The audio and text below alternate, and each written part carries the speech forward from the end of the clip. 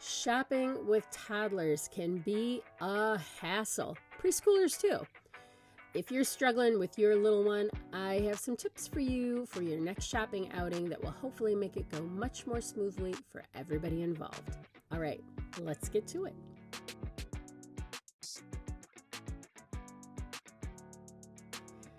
Oh, shopping with little ones. Man, oh man, do I remember the days. I remember one specific scenario where I took my daughter to Target. She was about 3 years old, and we had a routine. When we were done shopping, then we would stop over and get a bag of popcorn. And this particular trip, she decided she wanted her popcorn before we went shopping, to which I said, oh, we will have our popcorn when we are all done shopping. So, pushed on through the store, she screamed bloody murder all the way through that store. I got up to the checkout, and I'll never forget, one of my friends happened to be in the store that day, and she was like, Jill, was that Haley? I heard her all the way back at the end of the store. And I was like, yep, that was her. And so I'm going to talk about some of the strategies that I used in that situation and why that never became an issue for us again. So let's get started. So my first tip is to poop them out before you ever get to the store. I've talked numerous times in other videos about sensory input for little ones and how we can be proactive in helping them to calm their brains. So I definitely recommend going over and watching my video on sensory systems in toddlers and preschoolers. So go check that out. So when you get your little one huffing and puffing before you ever go to the store, you've worked out a lot of those wiggles that they have when they get in there, where they just want to take off and dart and run. So if you're going to take them shopping, go to the local playground and get them hustling for a good half an hour to an hour.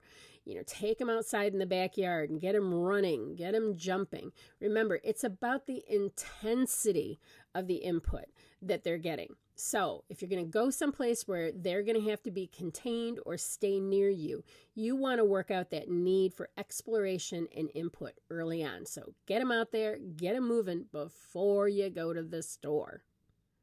You can also try bringing like a weighted animal or a weighted lap pad that you can put on your child's lap while they're sitting in the cart. A lot of times kids get the wiggles while they're sitting in the cart. That heavy weighted animal can actually give that sensory input that tells the brain, okay, we're good. I'm feeling some stuff. I don't need to be climbing out of this cart. So you can try a weighted animal, which you can make on your own by using one of your child's old stuffed animals, pulling some of the filling out, putting in some of the stones from an aquarium, and zip tying it up. Now, I like to put the stones into like a little mesh bag like that you would get potpourri in, so that when you wash the stuffed animal, the teddy bear, whatever it may be, that if the seam splits, you don't end up with aquarium rocks all over your washer. But that's the nice thing about using the aquarium stone, is you can actually still wash the stuffed animal, whereas some of the ones that you purchase have sand or rice or beans in them, and once they get funked up, there's no washing them. Obviously, a great strategy is to involve your child in the shopping, asking them lots of questions. Should we get bananas or should we get oranges? Should we get green grapes or should we get red grapes?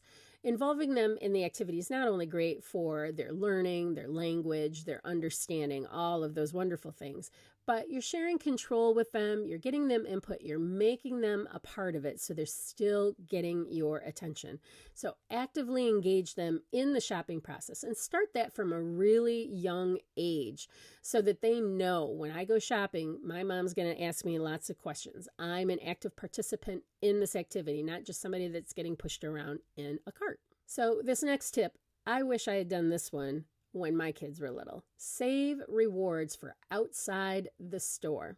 As I alluded to with my situation with my daughter, she was used to getting a reward every time we went to Target. Man, oh man, did I set myself up for a situation there.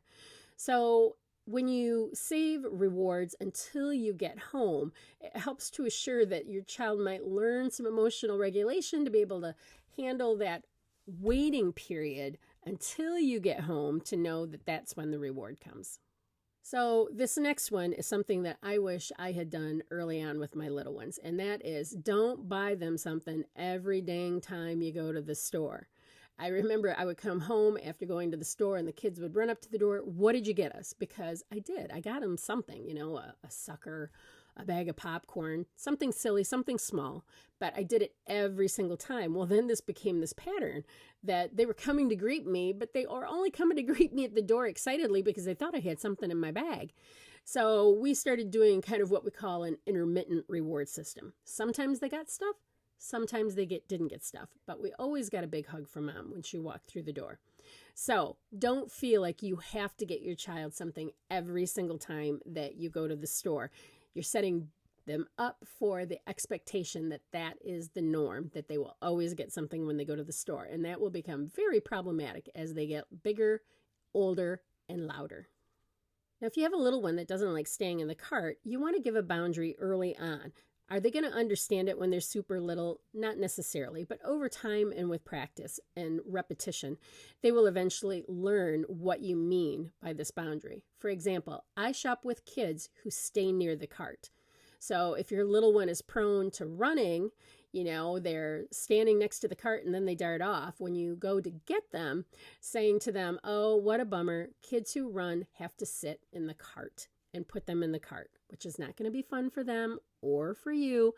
But over time, they will start to learn that when my mom says, I shop with kids who stay near the cart, when I don't stay near the cart, I got to sit in the cart. So my favorite strategy when it comes to going out and about in the community and to be able to handle difficult behaviors is to use the practice session. And this is something that I learned as a facilitator in the Love and Logic program. So what is a practice session? The practice session is you plan to go shopping knowing that your child is going to have a meltdown because maybe you're not going to buy them something or you're not going to let them walk because they ran off. If you're going to Target, know that you're going specifically to teach your child what your expectation is there, not to actually buy anything. Now, as you're going through the store, right? And if your child starts to go into the I want this kind of stage where they want a doll or a ball or whatever the case may be, and they start screaming, then you can say, oh, what a bummer. Time to go. I don't shop with kids who scream. Leave everything in your cart because you do want to pick things up and put them in the cart as you go, even if you don't have any intention of buying them at the end. You want to pick your child up and exit the store. You may need to do this several different times before your child really understands that every time that they act up and they scream or throw a fit, that you're going to leave the store. Okay? So that is a practice session. Now, there are some variations of it. If you have a friend who can be in the parking lot that you can call and say, Johnny's no fun to shop with anymore, that can come and get Johnny and take Johnny out to the car and sit with them until you're all done. You can do that as well. I kind of like just doing the practice session where you're just going with the expectation that your child is going to act out because that's what they've traditionally done, knowing that I'm just going to help them understand that when they do that, I'm going to walk out of the store. So that is exactly what I did with my daughter. We went back, we had another incident. I said, oh, I don't shop with kids who scream in the store. And then I did another strategy called the brain drain, where I practiced going to the store many times throughout the week. I'm going to Target. Can I go? Oh, I don't know if I have enough energy to know whether or not you are going to scream in the store. So not this time, but soon. I did that for a couple of days in a row with her, and she was really bummed because she wanted to go to Target with me. But I held out. I was strong because I wanted her to learn. I was really serious about this screaming stuff in the store, that wasn't gonna work for me. So after about a week and a half, I finally allowed her to come to Target with me, and she was a dream, and we never had that problem again. She learned really quickly that I meant what I said what I meant, and I did what I said I was going to do. That is the key tenet of parenting. As we wrap this up, my final tip for you is to not worry about what other parents may be saying or thinking when your child is melting down in the store. If they're looking at you with those judgy eyes and faces, then they probably don't have kids of their own, or they're so damn old that they don't remember what it's like or have any idea of the challenges that parents are facing in 2022. So don't you worry about them. The focus should be on helping teach your child your expectation for when you go to the grocery store. Okay? So I know it's easier said than done. Just focus on your child, because that's really what it's all about. Those judgy people, who cares? Who needs them? I'm not worried about them. You shouldn't be worried about them either. Okay? So let that shit go. Okay, you guys, that is it for today. If you found this information helpful, go ahead and give me a like if you would. It helps me get my information out in front of other parents. Better yet, make sure that you go and click the little button that says newsletter and sign up for my newsletter. I'll send you emails with parenting tips, tricks, and resources to your box every week or so. Okay, that's it, you guys. Until next time.